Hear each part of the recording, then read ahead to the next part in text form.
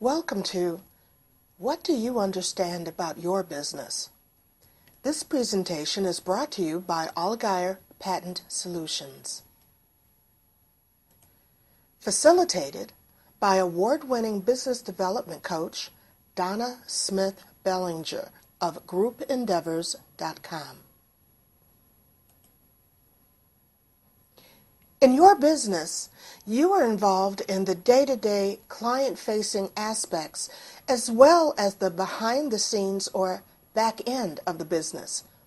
It's a lot to handle, and if you're just starting out, you might be learning as you go along, which is a dangerous way to run and grow your livelihood. After all, this is your future, right? The temptation is to concentrate on the revenue parts of the business, which are largely client-facing, such as your image, your products, your marketing message. You want to run out and get the business cards and the brochures and all of those things that give you the illusion of having a well-run business. But it is managing the behind-the-scenes operations that will give you security and sustainability. So the burning question is, what do you understand about your business? What do you understand about your business? It's possible that your business was founded on an aha moment. A specific thought that translated into a patent or a trademark. But that was where your preparation began and screeched to a halt. Now, how do you manage this wonderful creation and all of its moving parts? You may find yourself frustrated at the learning curve and also frustrated for all of the areas of research that were just not a part of the bargain. So let's see if we can reduce some of that overwhelm for you. Many new business owners jump into their business before doing their due diligence. You may be simply thinking about the money that you can make, getting your clients, providing the product or service. Entrepreneurs are unique because they have a tendency to jump from idea to idea, chasing shiny objects. And that's only natural because you're so creative. Other business owners, you might have fallen into your business naturally and effortlessly, going through the motions, but still not setting the foundation for your business. Now, that foundation, how do you know if you're in the foundation building phase?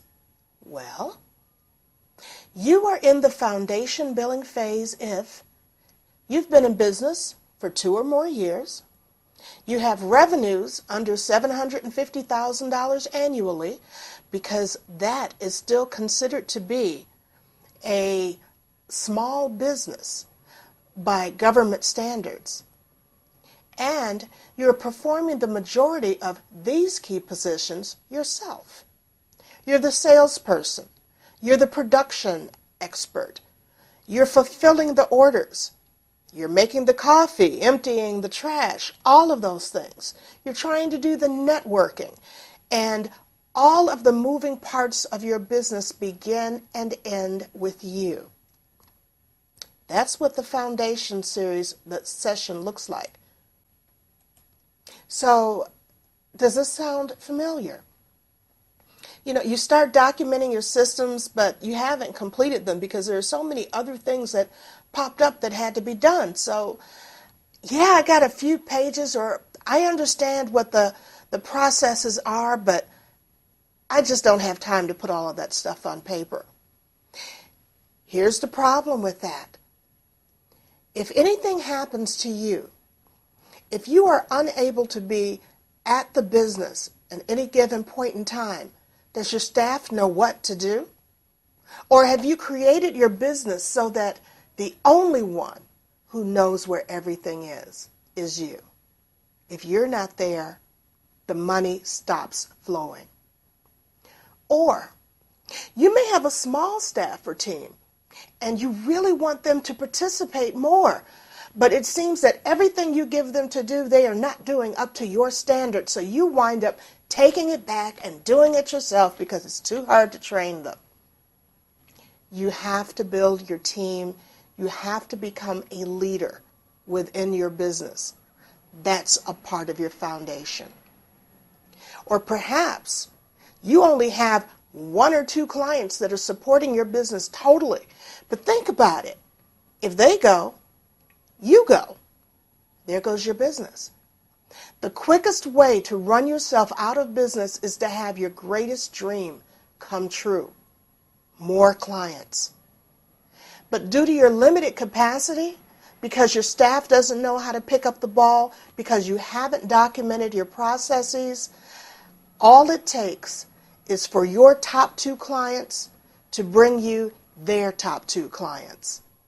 And all of a sudden, you're out of business because you're not able to service that growing number to the level of expectations that you sold to them.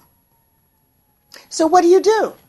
Well, you need to put together that strategic plan and your operations manual and all of that other part of the business structure. This has to be done. It's not a part that you can continue to put off and put off and put off. And I'll explain why in a couple of moments.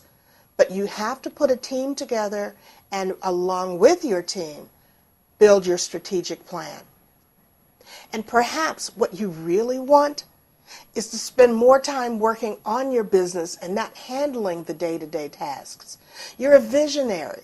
You're an inventor. You're a writer. You're a musician. Whatever your particular business is built around, that particular talent or skill, that's where your passion is.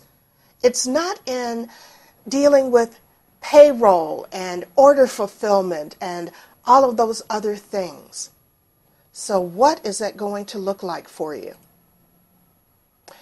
Here's something that I would suggest. Write your business plan in pencil because it's going to be ever-changing. Things are going to start and stop. You're going to try a few things. You're not going to feel good. It might be a little tight. It might be a little loose. You're going to need to erase and go forward. Your jump-off point is your mission because your mission is your why. You created your product or your process or service to do what? That is your why. What is the mission of your business? Next, what is your big vision? What is the plan? Is this just a second stream of revenue? Or are you going to be growing it to scale and selling it off? Are we talking about licensing a business? Or are we talking about building a legacy? Something that's going to stand the test of time. Answering the big vision question will determine how you answer the other points in your business plan.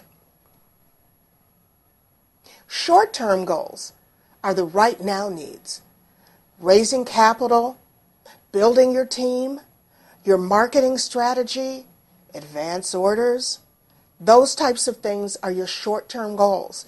And one of the biggest mistakes some businesses make is not acknowledging the wins because they don't understand their short-term goals. So it seems that all you do is move from one challenge to another. If you don't know where the finish line is, how do you know when you've crossed it?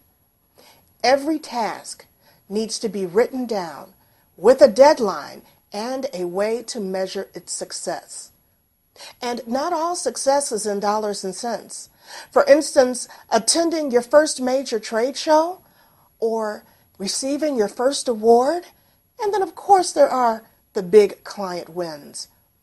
But what good is all of that action without the next point, your follow-through? Building the right team to successfully delegate work is key to helping you maintain steady momentum. But if you don't have your finger on the pulse of the activity and all you do is show up when things fall apart, the business is going to remain in foundation mode until it dies. And it will die. Without growth, that's what's going to happen. So be flexible to change. Listen to your team, listen to your advisors, and listen to yourself.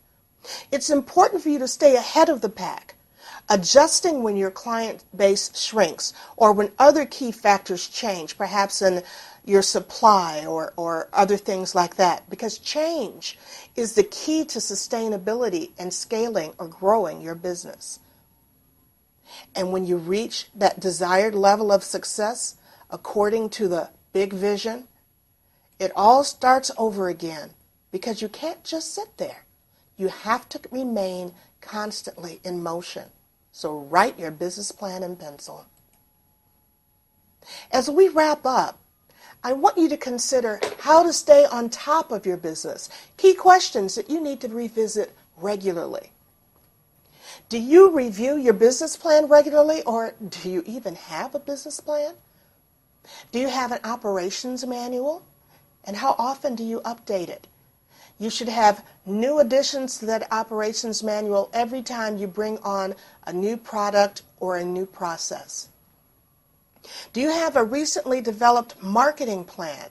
And that includes the related research to go along with that idea.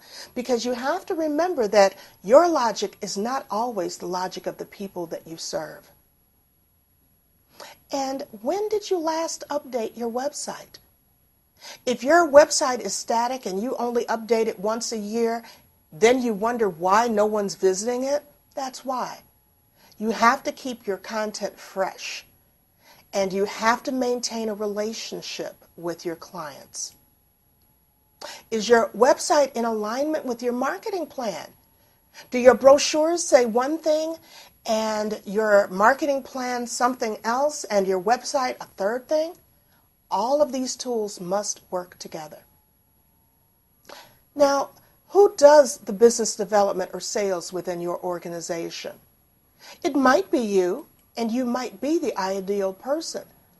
But if you find that you're not closing the business that you felt was projected for your company, you might want to consider changing who the face of the business is when it comes to closing the deal with the clients.